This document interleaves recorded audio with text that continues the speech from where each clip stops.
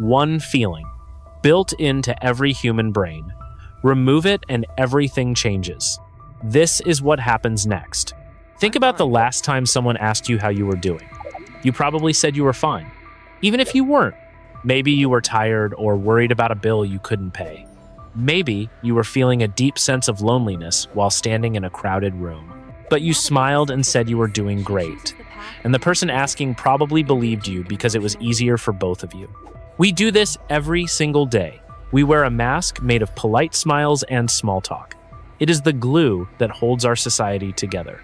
Psychologists call this emotional regulation, but we can just call it the social lie. It is a survival tool that we have used since the beginning of time. This mask keeps the peace in our offices and our homes. It allows us to work with people we don't actually like. It lets us protect ourselves from being judged by strangers. It gives us a private space inside our own heads where we can be ourselves without anyone else watching. Right now, your inner world is like a locked room. You are the only person with the key. You decide who to let in, and you decide which parts of yourself they get to see. But imagine that the walls of that room suddenly turned into glass. Imagine if every person you met could look right through you. They wouldn't just see your face or hear your words. They would feel exactly what you were feeling in that exact moment. If you were sad, they would feel a shadow of that sadness. If you were angry, they would feel the heat of that anger rising in their own chest. This is not mind reading. You wouldn't hear their specific thoughts or know their secret memories. You wouldn't know the name of the person they are thinking about. But you would know their emotional truth. You would know if their "I'm fine" was a lie. You would know if their laugh was fake. You would know if the person standing next to you at the bus stop was secretly terrified. In our current world, we depend on the fact that we can hide. A job interviewer looks for confidence, so you pretend to be confident even if your hands are shaking. A politician gives a speech and tries to sound sincere, even if they are only thinking about power. A couple goes out to dinner and acts happy, even if they haven't spoken a kind word to each other in weeks. We accept these performances because they make life smoother. They prevent conflict, and they save us from the exhaustion of constantly dealing with other people's problems. But there is a high cost to this hiding. Because we can't see what others are truly feeling, we often feel alone in our own pain. We think we are the only ones who are struggling. We look at the smiles around us and we feel like we are failing because our own smile feels forced. The mask protects us, but it also isolates us. It creates a world where billions of people are living side by side, yet they are all miles apart. Everything you know about human interaction is built on this distance. Our laws, our manners, and our friendships all rely on the idea that we can control what we share. We call it privacy, we call it professional behavior, we call it being a grown-up, but it is all based on a biological limit of the human brain. Our brains were never designed to truly feel what another person feels. We have empathy, sure, but it is a weak signal. It is a guess based on a look or a tone of voice. What if that signal suddenly became a loud, clear broadcast? What if the limit was removed by a sudden shift in the way our brains process the world? It wouldn't happen slowly over 1,000,000 years. It would happen in a single second, a pulse that hits every human on Earth at the exact same time. 1 billion people are at their desks in office buildings. 2 billion are at home with their families. Millions more are driving cars or walking through busy city squares, and suddenly, the mask falls off. The social lie becomes impossible to tell. Every hidden fear, every secret joy, and every drop of quiet resentment is suddenly out in the open. The world as we know it would not survive the first hour. The structures we have built to keep us apart would shatter instantly. The silence of our private thoughts would be replaced by the emotional noise of everyone around us. This is the story of that day. It is the story of the end of the secret and the beginning of a world where no one can ever be truly alone again. The change is coming, and most of us are not ready for what it will reveal. It happens on a Tuesday, 3 o'clock in the afternoon. The world is busy doing what it always does. People are sitting in traffic, baristas are making coffee, doctors are mid-surgery. And then, it happens. There is no loud bang. The ground does not shake. Instead, there is a sudden, sharp pressure behind your eyes. It lasts for less than a second. It feels like a door in the back of your mind has been kicked wide open. For a moment, everyone on Earth stops what they are doing. The world goes quiet. But it is not a peaceful silence. Imagine you are sitting in a boring meeting at work. Your boss is talking about a spreadsheet. Usually, you just nod and pretend to listen while thinking about what you want for dinner. But suddenly, you don't see the spreadsheet anymore. You feel a wave of cold, sharp anxiety hitting you. It is coming from your boss. He isn't just tired, he is terrified. He thinks he is failing at his job. He is worried about his mortgage. And he is desperately hoping that none of you notice how much his hands are shaking. You aren't reading his thoughts. You don't know the name of his bank or the amount of his debt, but you feel the weight of his fear, as if it were your own. It is heavy. It is suffocating. And then you realize something even worse. He is looking at you, and he can feel exactly what you are feeling. He feels your boredom. He feels your slight annoyance at being in the room. He feels the tiny spark of pity you now have for him. And that pity makes him feel ashamed. You feel his shame. The shame makes him angry. You feel his anger. Within 10 seconds, the room is thick with a feedback loop of raw emotion. It is a storm of feelings that no one can turn off. This is happening everywhere. In a busy subway car, 100 people are suddenly hit by the collective weight of each other's lives. The man in the corner is grieving for his mother. The woman standing next to him is vibrantly happy because she just got a promotion. The teenager by the door is paralyzed by social anxiety. Usually, these people are strangers. They are invisible to each other. But now, they are all drowning in a sea of overlapping feelings.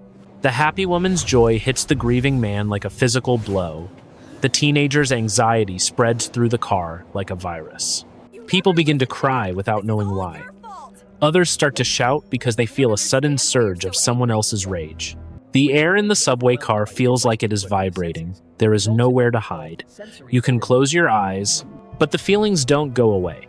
You can put on noise-canceling headphones, but the emotions aren't sound. They are coming from inside, your own nervous system.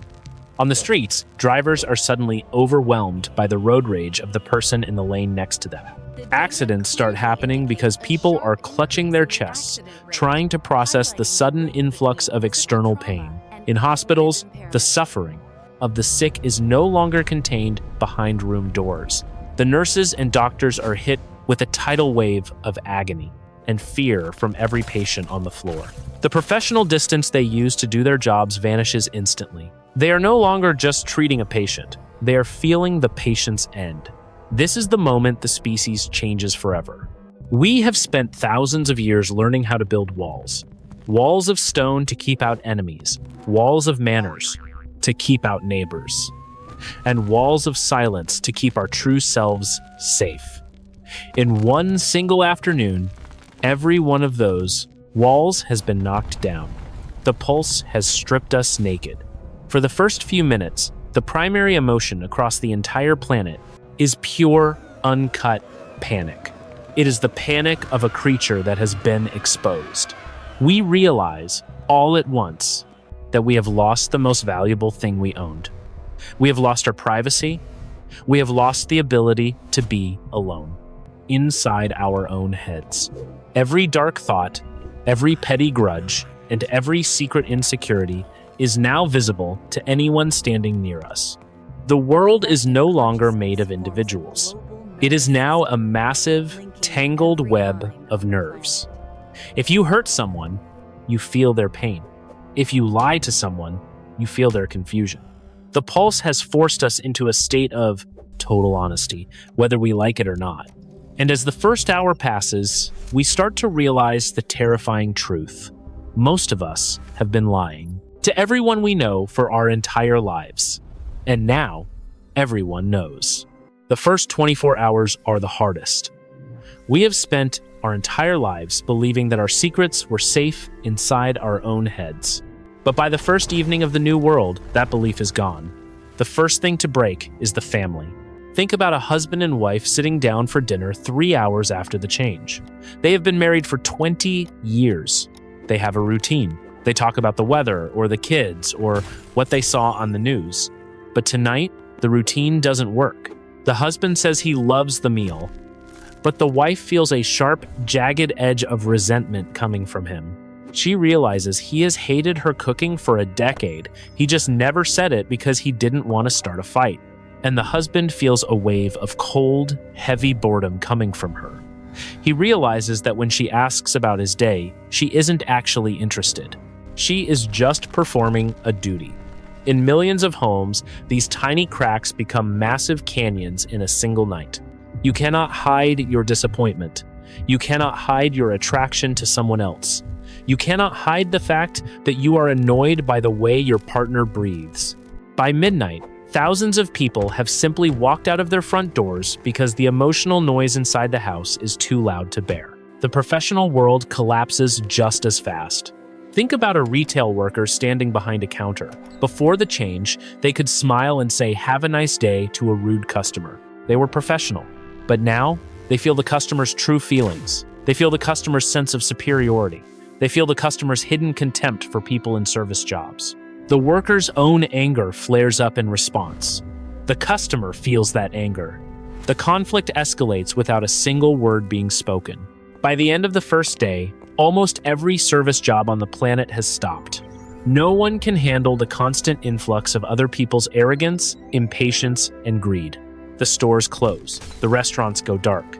The economy simply pauses because no one can stand to be near a stranger. But the most dangerous change happens in the streets. Human beings are tribal. We tend to feel more comfortable around people who are like us. And we often carry unconscious biases against people who are different. Usually, we keep those biases hidden, even from ourselves. But now, those feelings are broadcast to everyone. If you walk past someone and feel a tiny spark of fear or judgment because of the way they look, they feel it.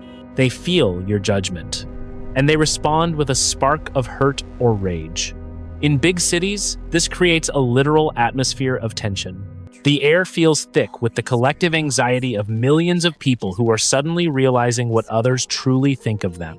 By the 10th hour, most people have locked themselves in their bathrooms or closets. They are looking for the only thing that matters anymore: physical distance. Physical distance is the only way to get emotional silence. If you are 10 feet away from someone, the signal is strong. If you are 50 feet away, it starts to fade. If you are alone in a room, the noise finally stops. For the first time in history, being alone is not a burden. It is a luxury. It is the only way to hear your own heart beating without the rhythm of someone else's panic getting in the way. As the sun sets on the first day, the world is eerily quiet. The cars have stopped moving. The televisions are mostly off. Billions of people are sitting in the dark, trying to process the fact that they are now emotionally naked. They are exhausted. Processing one person's emotions is hard enough. Processing the emotions of everyone in a square block is like trying to listen to 1,000 radio stations at the exact same time. The mental fatigue is unlike anything we have ever felt. It is a deep, bone-weary tiredness. Your brain is trying to filter out feelings that don't belong to you, but it doesn't know how yet. You are crying, but you aren't sad. You are shaking, but you aren't cold.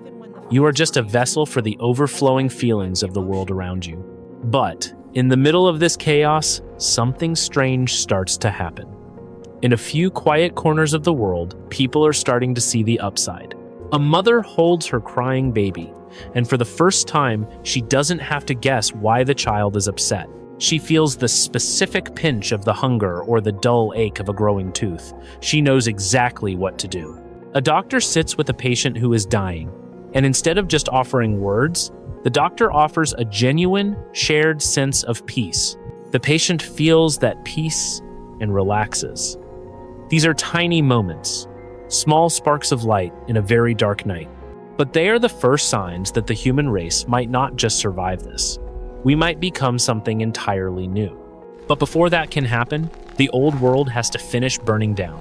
And tomorrow morning, the sun will rise on a world where the lie of the strong leader and the perfect hero is about to be destroyed forever. The sun rises on the second day. The world is quiet, but it is a heavy silence. We have spent thousands of years building systems that rely on one thing. We rely on the ability to hide what we really want. But by Wednesday morning, that ability is gone forever. Think about the way our leaders speak to us. Imagine a politician standing behind a microphone in a big city square. They are giving a speech about a new law or a plan for the future. They tell the public that they only want what is best for the people. In the old world, we would look at their face and try to guess if they were lying. We would check the facts later and argue about whether they were sincere. But now, the crowd doesn't have to guess. They can feel the cold, hard weight of the politician's ego. They feel the secret thrill the leader gets from having power over others. They feel the boredom behind the words. The politician doesn't actually care about the law they are describing. They just want to win the next election. And the moment they speak, the entire audience feels the hollow truth of those words. Trust doesn't just fade. It evaporates in a single morning. The entire idea of a leader begins to change. We realize that many of the people who wanted to lead us were the ones who cared about us the least. By noon, the political system has stopped moving. You cannot give a speech, when every person listening can feel your hidden greed. But it isn't just politics. It is the way we buy and sell everything. Think about a salesperson trying to get you to buy a car or a house. They tell you it is a great deal and that they are looking out for you. In the old world, you might believe them because they were good at their job. But now, you feel their desperation. You feel their hidden knowledge that the product is not as good as they say it is. Negotiation becomes almost impossible. You cannot bluff in a world where everyone can feel your hand. The entire global economy was built on the idea of getting the better of someone else. It was built on persuasion. But persuasion is often just another word for hiding the parts of the truth you don't like. When those parts are exposed, the deal falls apart. Stores remain closed because the employees can feel the boss's lack of respect for them. Banks stop lending because the loan officer can feel the borrower's deep panic and doubt. The world of business becomes a world of silence. Then there is the question of crime. Imagine a person who wants to steal a wallet on a crowded street. In the old world, they could stay calm and blend in with the crowd. But now, their intent is like a bright flare in a dark sky. The moment they decide to hurt someone or take something that isn't theirs, everyone nearby feels it. They feel the sharp, jagged spike of that person's malice. They feel the predator's heat rising in the air. It is impossible to be a secret criminal when your emotions are screaming your plans to the world. The police don't need to find physical evidence anymore. They just need to walk into a room and feel the guilt. But this creates a new and very dangerous problem.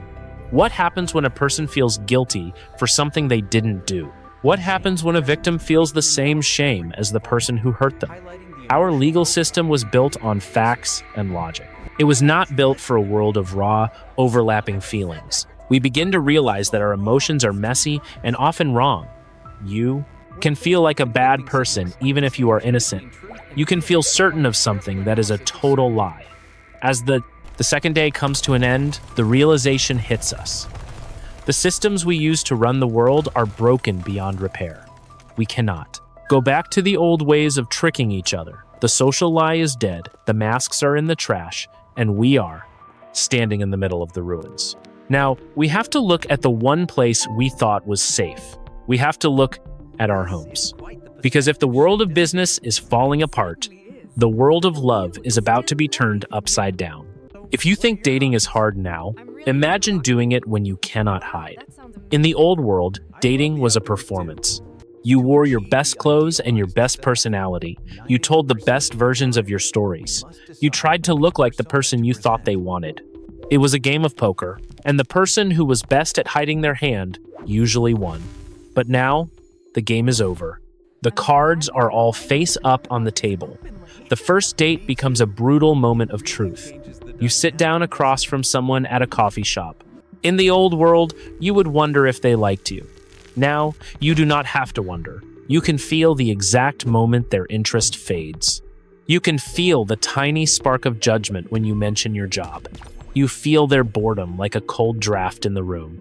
This changes everything about how we find love. Before the change, we could fall in love with a mask.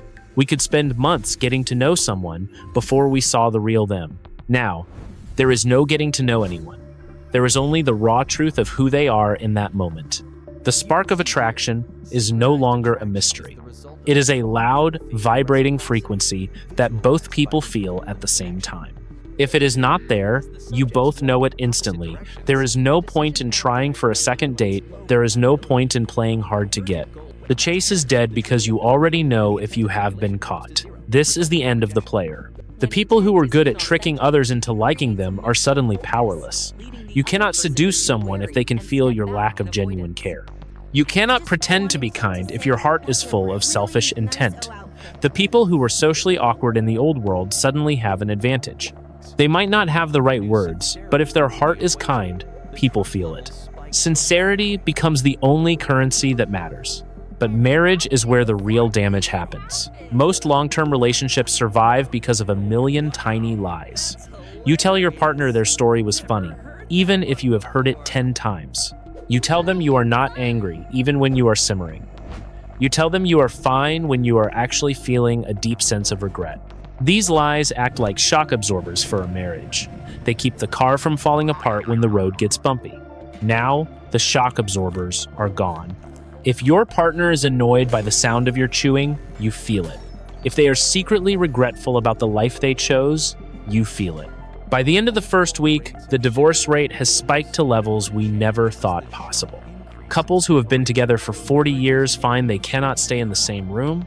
The emotional noise of their partner's hidden resentments is too painful to hear. It is like living in a house with a fire alarm that never stops ringing. You cannot forgive a feeling that is being broadcast into your own chest. Friendship changes too. We all have that one friend who we love, but who also kind of annoys us. In the old world, we just dealt with it.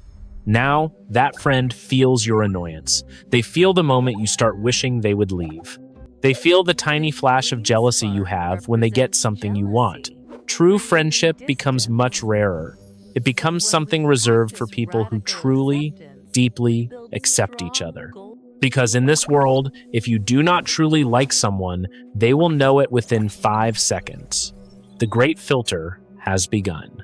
Our social circles shrink until only the most honest connections remain. The shallow connections of the old world vanish. The work friends and the social media friends are the first to go. You cannot be kind of friends with someone when you can feel their secret judgment. The world becomes a much lonelier place for many. People stop going to parties. They stop meeting groups of strangers. The risk of feeling someone else's hidden dislike is too high. But for those who stay together, the connection is deeper than anything we have ever known. Imagine a relationship where there is zero doubt. You do not have to ask if they love you. You feel their love like warmth from the sun. You do not have to ask if they are being honest. You feel the solid, steady hum of their truth. It is a level of intimacy that used to be impossible for humans. It is a total merging of two emotional worlds. But to get there, you have to be willing to be seen. And being seen is the most terrifying thing a human being can experience. Most of us would rather be alone than be known that deeply. As we move into the second week of the change, a new problem emerges. It is not just about how we feel about each other. It is about how we feel about ourselves. When you can feel everyone else's pain, you start to lose track of where you end and they begin. The world is about to face a mental health crisis that no doctor is prepared for. By the second week, a new kind of exhaustion sets in. It is not the kind of tired you feel after a long day of physical work. It is a deep, heavy weight inside your chest. Your brain is trying to do something it was never built to do. It is trying to process 1,000 different lives at the same time. Think about the concept of the self. In the old world, you knew where you ended and other people began. You had your own thoughts. You had your own bad moods. You had your own private jokes. But in this new world, that line starts to blur. Imagine walking into a grocery store. In the old world, it was just a place to buy milk. Now, it is an emotional minefield. You feel the clerk's total exhaustion. You feel the person behind you and their secret grief over a breakup.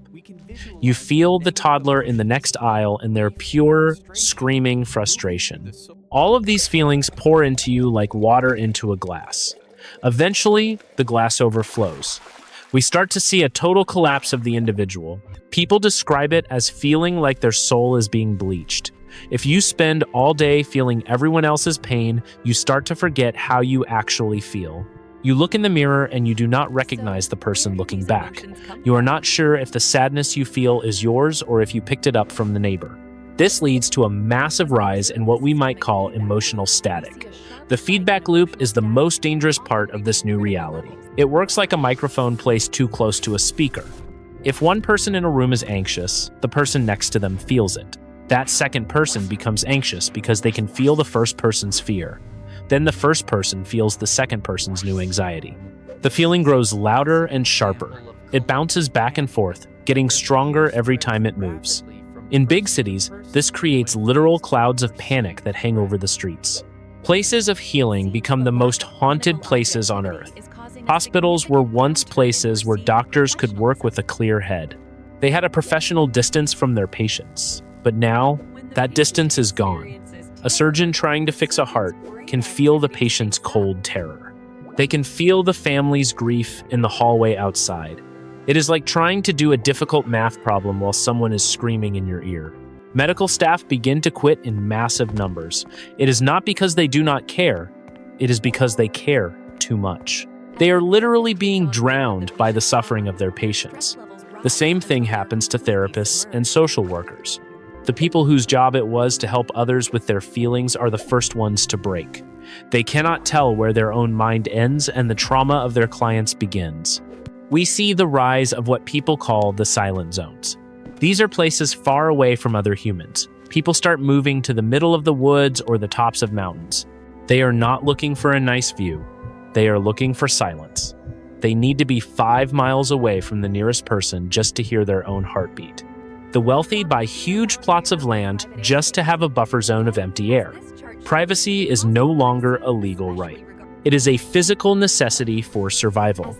Then there is the problem of the emotional high. Some people discover they can get addicted to other people's joy. They seek out weddings or celebrations just to soak up the positive energy. But this feels like a kind of theft. If you go to a wedding just to steal the happiness of the bride, you are an emotional parasite. People start to guard their joy. They become afraid to be happy in public because they do not want it to be taken. The world becomes a place where everyone is hiding their best and worst parts. Mental health was already a struggle for millions of people. But in this world, depression is contagious. In the old world, a depressed person could go to a party and maybe feel a little better because of the energy of the crowd.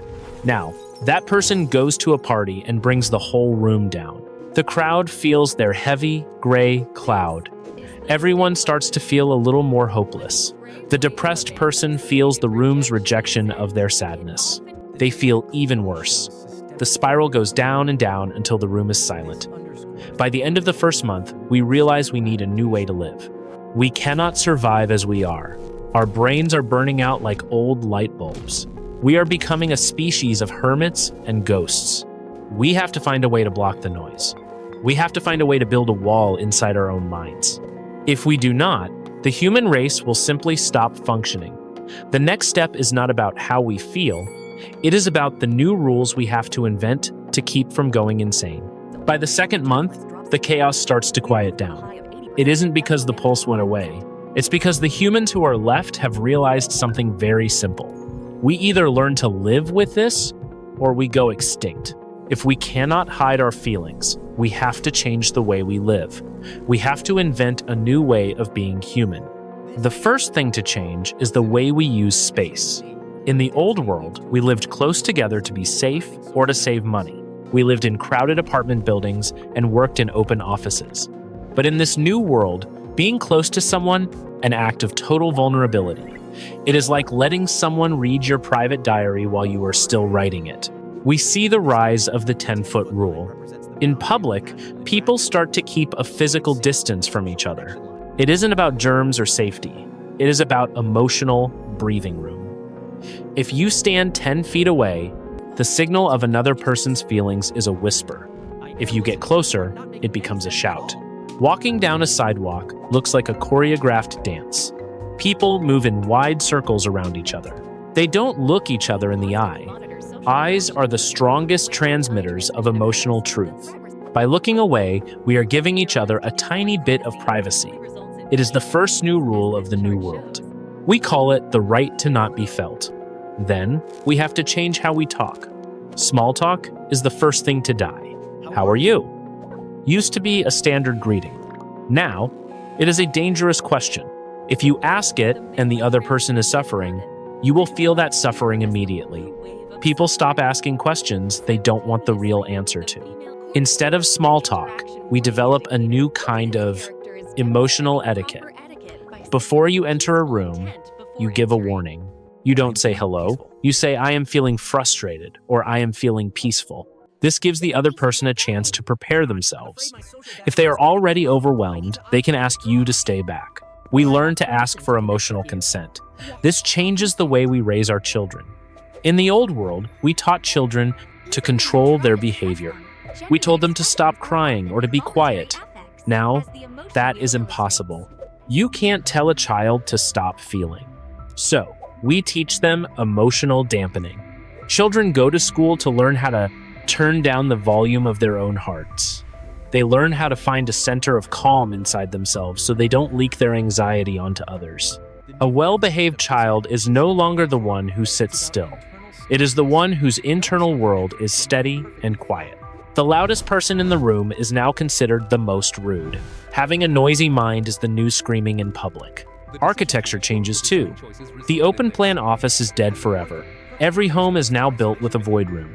This is a room with thick, heavy walls designed to block out the world. It is the only place where you can truly be alone. It is the most important room in the house.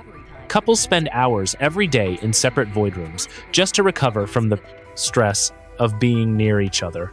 The idea of politeness is rewritten from scratch. In the old world, being polite meant hiding the truth to avoid hurting someone's feelings. Now, the truth is already out there, so being polite means direct compassion. If you feel someone is angry at you, you don't ignore it. You acknowledge it immediately. I feel your anger. I am sorry. I caused it. What do we do now? Conflict happens faster, but it also ends faster. You can't hold a grudge for 10 years, when the other person can feel it every time you walk by. We also see the birth of a new profession. We call them anchors. These are people who are naturally calm and emotionally stable. They are hired to stand in public places or hospitals. Their job is simply to be. They project a sense of peace that acts like a lighthouse in a storm. If you are feeling overwhelmed by the world's pain, you stand near an anchor. You let their steady rhythm pull you back from the edge. As these rules take hold, the world starts to function again. It is slower, it is much quieter. People spend more time alone and less time in groups. But the constant panic of the first month begins to fade.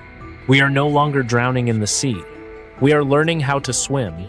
But as we settle into this new, quiet life, something even bigger begins to happen. We spent the first few months terrified of what we were feeling from others. We saw the pain, the greed, and the anger. But now that the noise is turning down, we are starting to feel something else. Something we didn't expect. We are starting to feel the things that connect us, not just the things that pull us apart. And that is when the real transformation of the human race begins. Because if you can feel someone's pain, it is very hard to hate them. And it is almost impossible to go to war. By the third month, the most violent part of human history comes to a sudden, grinding halt. We have spent thousands of years fighting wars over land, religion, and gold. But war is built on one very specific psychological trick. You have to believe that the enemy is not like you. You have to believe that their pain is not as real as yours. In the old world, we called them the enemy or the others to make it easier to pull the trigger. But now, that trick does not work anymore. Imagine a soldier standing in a field. He is looking at a person from a different country. He has been told that this person is a threat. He raises his rifle to shoot. But the moment he looks through the sight, he feels a wave of cold, sharp terror. It is not his terror. It is the fear of the man he is looking at. He feels the man's heart racing. He feels the man's desperate wish to go home and see his daughter. He feels the man's small, quiet hope that today will not be his last day. If the soldier pulls that trigger, he doesn't just see the result. He feels it. He feels the hot, jagged flash of the bullet hitting the bone. He feels the sudden, suffocating panic of someone who cannot breathe. He feels the light fading out and the world turning to gray. The soldier would feel that death as if it were happening to his own body. No human brain can survive that. By the 90-day mark, every army on Earth has effectively dissolved. It isn't because the soldiers had a meeting and decided to be peaceful. It is because violence has become a form of suicide. If you hurt someone, you are the one who has to carry the weight of that pain. If you kill someone, a part of you dies with them in a very literal way. The professional soldier becomes an impossible concept. This changes the way countries interact. Before the change, a leader in one country could order a strike on a city thousands of miles away. They sat in a quiet office and looked at a map. They didn't have to see the blood. They didn't have to hear the screams. But now, distance does not protect them. If a leader orders a bomb to be dropped, they feel the collective agony of every person in the blast zone. They feel the fire. They feel the grief of the mothers looking for their children. They feel the shock of the innocent. The psychological trauma of being a war leader is now so great that no one wants the job. Power no longer belongs to the person with the most weapons. It belongs to the person who can bring the most peace. We see the end of borders. A border is just a line on a map that says, my people stay here and your people stay there. But how can you have a border when you feel the hunger of the person on the other side? If a village in one country is starving, the people in the neighboring country feel the hollow, gnawing ache in their own stomachs. They don't help because they are being nice. They help because they cannot stand to feel that pain anymore. Empathy is no longer a choice. It is a biological reality. We become a single, global nervous system. If one part of the world is hurting, the whole world knows it instantly. Conflict does not disappear, but it changes shape. Arguments are now settled through deep, exhausting sessions of shared feeling. You sit with your enemy and you feel their side of the story until you both understand the truth. This is the empathy bloom. It is the moment when the human race stops being a collection of individuals fighting for crumbs. We start to behave like a single organism. We realize that we are all trapped in the same room. And if we want to be happy, we have to make sure the person next to us is happy too. But as we stop fighting each other, we face a new question. What does a human being look like when they have no secrets left? What does it mean for our souls when we are truly, finally, one? 100 years have passed. The people living today have never known a world with secrets. They look back at our time and they find it terrifying. They read about things like spies or poker faces, and it sounds like a horror story to them. To them, the idea of not knowing what your neighbor is feeling is like being blind or deaf. The children are different now. We call them the emotional natives. They do not have to learn how to read a face. They do not have to guess if a friend is upset. They grow up in a world of total emotional clarity. This has changed the way the human brain actually works. In the old world, we spent a huge amount of energy trying to figure people out. We spent hours wondering if our boss liked us. We stayed up late wondering if our partner was telling the truth. That energy has been freed up for other things. The human species has become incredibly creative. When you do not have to worry about social status or hidden agendas, you can just build.